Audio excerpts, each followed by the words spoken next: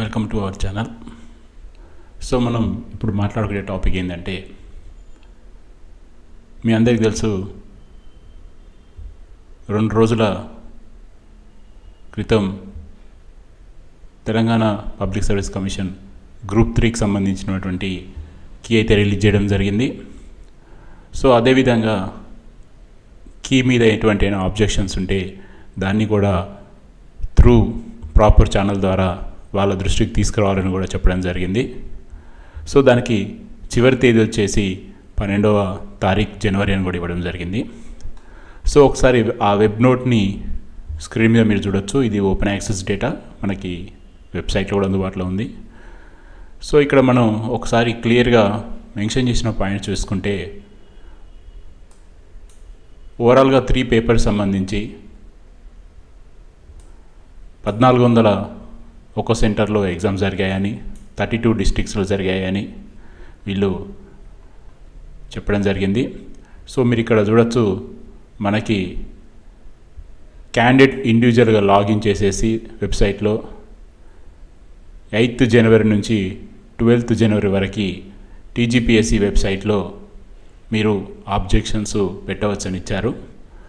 So objections అన్నీ కూడా English లాంగ్వేజ్లోనే ఇవ్వాలని, ముఖ్యంగా దానికి సంబంధించిన ప్రూఫ్స్ క్లారిటీ ఉండాలని, ముఖ్యంగా author name, edition, page number, publisher name or website URL ఇవన్నీ కూడా ప్రాపర్గా ఉండాలని, ఆబ్జెక్షన్స్ అన్నీ కూడా త్రూ ఇంగ్లీష్ మీడియంలోనే సబ్మిట్ చేయాలని చెప్పేసి మనకి కమిషన్ ఒక వెబ్ నోట్లో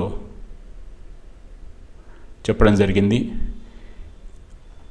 వాళ్ళు చెప్పిన విధంగా సైట్లో మాత్రమే లాగిన్ చేసి ఈ యొక్క ఆబ్జెక్షన్స్ ఇవ్వాలని చెప్పడం జరిగింది. ఈమెయిల్స్ ద్వారా కానీ, రిప్రజెంటేషన్ ద్వారా కానీ, లాస్ట్ డేట్ అయిపోయిన తర్వాత ఇవ్వడం కానీ చేస్తే వాళ్ళు కన్సిడరేషన్ చేయమని చెప్పారు. సో ఓవరాల్గా ఇప్పుడు మనం మాట్లాడుకునేది ఏంటంటే, ఈ గ్రూప్ 3 ఎగ్జామ్ అనేది ఇటు తెలుగు అటు ఇంగ్లీష్లో రాసి ఉంటారు. సో ఇంగ్లీష్ మీడియం అభ్యర్థులకి ఈజీగానే ఆ బుక్స్ అనేది అవైలబుల్ ఉంటుంది. సో తెలుగు మీడియం అభ్యర్థులకి ఆ క్వశ్చన్కి సంబంధించిన ఆన్సర్ తెలిసిన ఇంగ్లీష్ మీడియంలో దానికి సంబంధించిన ఎవిడెన్స్ కొన్ని సందర్భాల్లో దొరకపోవచ్చు. సో అటువంటి సందర్భంలో ఒకరికొకరు హెల్పింగ్ నేచర్ తోటి మీరు కింద కామెంట్లో ఇంగ్లీష్ మీడియం అభ్యర్థులందరూ కూడా క్వశ్చన్ నెంబర్, సిరీస్, ఆ ప్రూఫ్ ఇమేజ్ని అవన్నీ కూడా కింద కామెంట్స్లో పోస్ట్ చేసేందుకు ట్రై చేయండి. దాన్ని తెలుగు మీడియం అభ్యర్థులు కూడా ధృవీకరించుకొని వాళ్ళు కూడా ఆబ్జెక్షన్స్ రేజ్ చేయడం జరుగుతుంది. మీ అందరికీ తెలుసు, 1 మార్కు దాదాపు ఒక అభ్యర్థి జీవితాన్ని మార్చేంత శక్తి ఉంటుంది. సో ఇక్కడ ఏం జరుగుతుందంటే, మీకు తెలిసినటువంటి ఆప్షన్ని ప్రాపర్గా కమిషన్ దృష్టికి తీసుకెళ్ళినప్పుడే అక్కడ సరైన న్యాయం జరిగే అవకాశం ఉంటుంది. మీరు గత కమిషన్ చైర్మన్ ఇంటర్వ్యూ చూస్తే కూడా మీరు ప్రాపర్గా తెలుసుకొని మాట్లాడండి.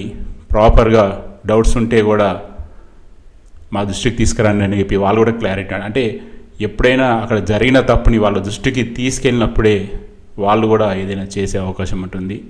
మీరు గతంలో గ్రూప్ 1 కేసు కూడా చూడొచ్చు. టోటల్గా కొన్ని లక్షల మంది చేస్తే ఒక వ్యక్తి మాత్రమే ప్రాపర్ ఫార్మేట్లో కీ మీద ఆబ్జెక్షన్స్ రేజ్ చేశారని కమిషన్ చెప్పడం జరిగింది. సో కీ మీద కూడా ప్రాపర్గా తెలియజేయడం అనేది చాలా ఇంపార్టెంట్. సో అందరూ కూడా ఒకరికొకరి హెల్పింగ్ నేచర్ తోటి దీన్ని ముందుకు తీసుకెళ్తారని ఆశిద్దాం. Thank you.